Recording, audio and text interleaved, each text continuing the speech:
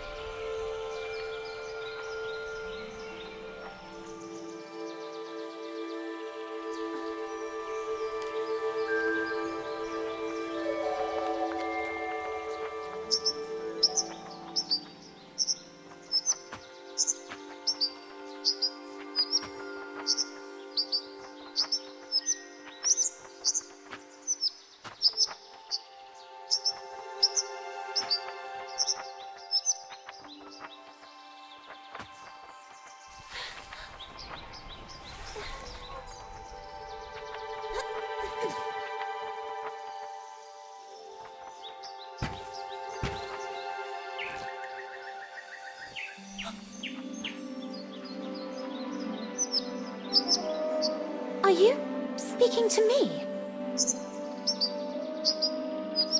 Princess?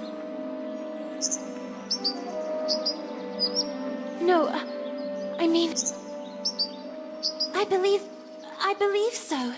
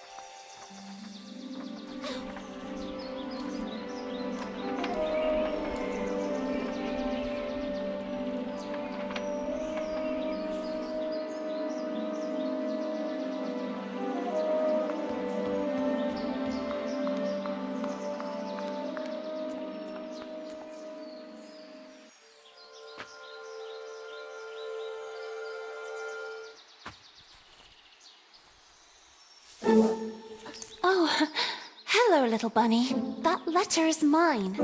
Could you... The sweet bespectacled bunny ignored the little girl and took the letter with them.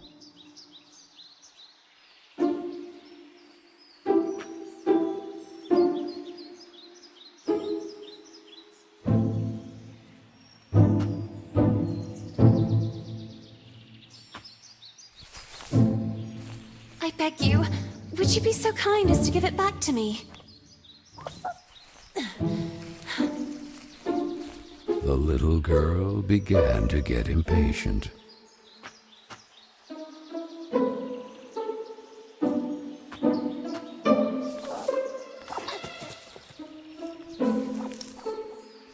The little girl wouldn't let it win, so determined to recover Carol's letter, she followed the mischievous bunny.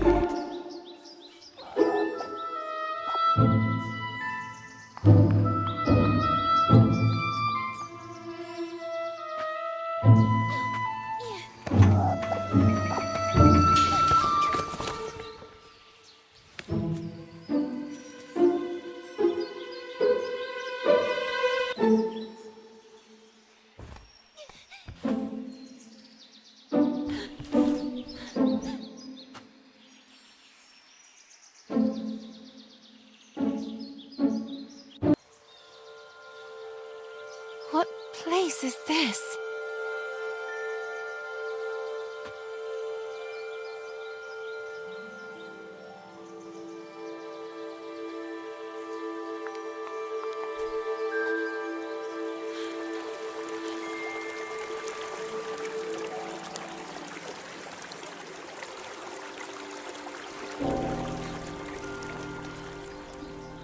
That kite, it reminded the little girl so much of her friend Kэрol. So free and graceful, yet tormented, as if by adverse currents, by the other girls at Bunny Hall. Oh, and who would you be? Have you perhaps seen a bespectacled bunny? Even the owl ignored her question and just stood there, staring at her, with those eyes, red like blood. But the little girl had no time to waste. She had to track down the bunny, and so she began to follow in its tracks.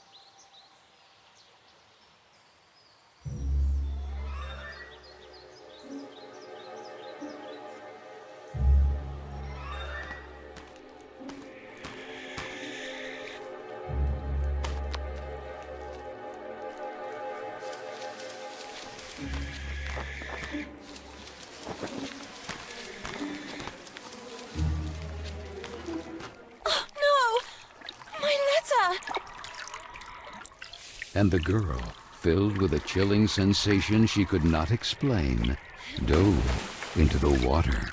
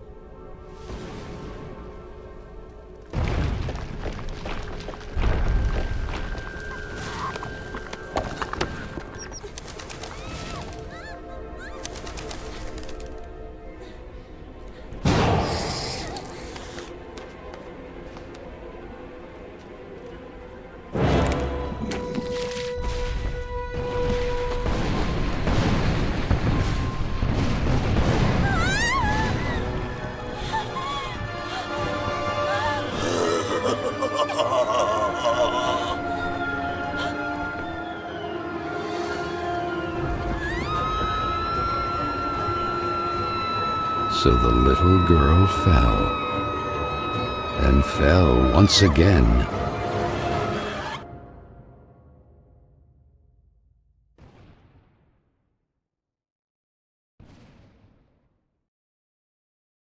And while the man with the tar hat stood grinning, her thoughts drifted to that mysterious figure in the window of Bunny Hall, who silently stood watching her as she was swallowed up in her abyss. And this is how our story begins. A letter, a roar, then a daring plunge, and a little girl, too small and inadequate for that world of ash, tar, and cold of which she was a part. Miss Benton, I am pleased to note that my voice is so soft that it encourages restful sleep in class.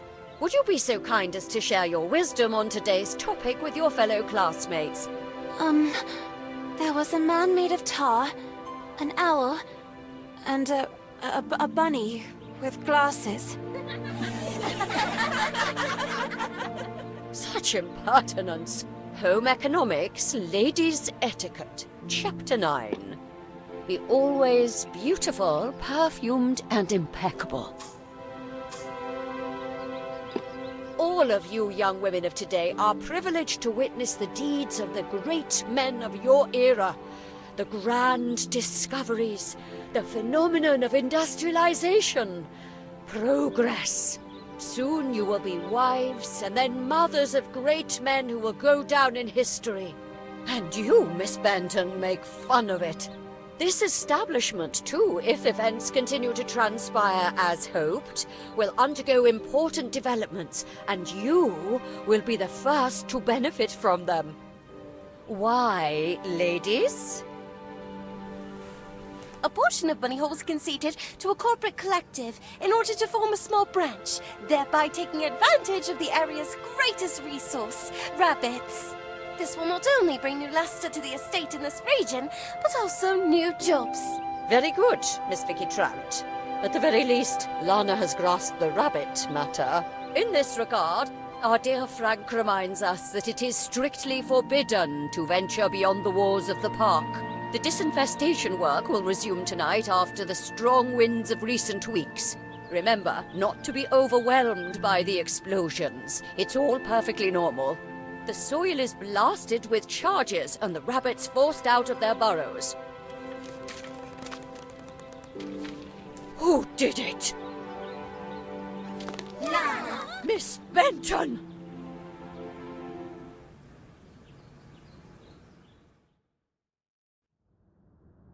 I'm weary of you, miss. Ungrateful, arrogant troublemaker. Why is it so difficult for you to behave like all the others?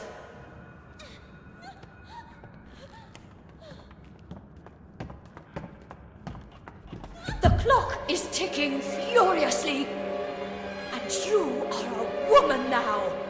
Therefore, it is high time you learn to behave like one, or accept the consequences of your ridiculous transgressions.